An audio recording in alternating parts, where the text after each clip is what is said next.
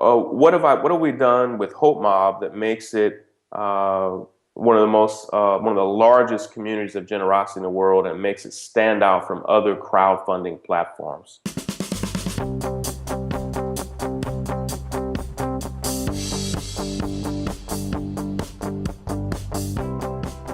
What have we done to make Hope Mob stand out from other crowdfunding platforms?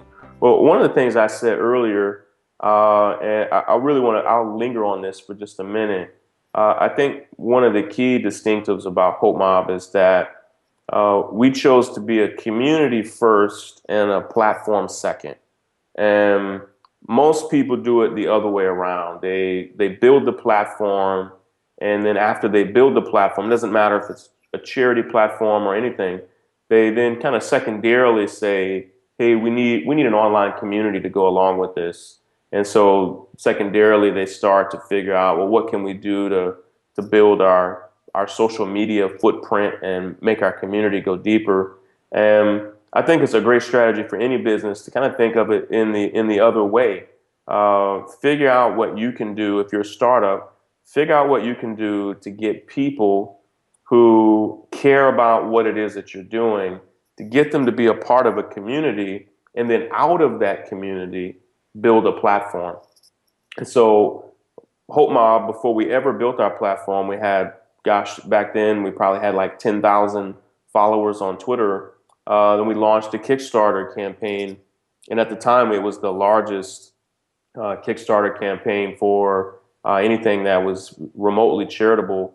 And we ended up raising about $125,000, and even that really helped fuel us in a lot of ways because we were a crowdfunding platform that was funded by crowdfunding. And so that really helped us get off to a great start. But we've continued to focus on that. Like one of the things that I think about a lot is how can we bring people together that would normally not have anything to do with one another. And so on the Hope Mob platform and in our community, we have people who are conservative and liberal. We have people from literally now all 50 states, from over 30 countries, maybe even more than that now. People who normally don't get along, people who have opposing viewpoints of the world, often put aside their differences. And we continue to think about how we can bring those people together. Secondly, what one of our big goals is with Hope Mob is touching on issues that people often feel are impossible. And so I talk to people all the time, and they say, "Sean, I hate that modern day slavery exists. I hate that human trafficking exists, or I hate that issues like that exist, but I don't know what to do about it." And we try to tell stories that give not only the people that we're helping hope, but they give our donors hope as well. And so we tell stories of people who've been rescued from human trafficking, or stories of someone who are trying to break out of homelessness or out of poverty in domestically or internationally.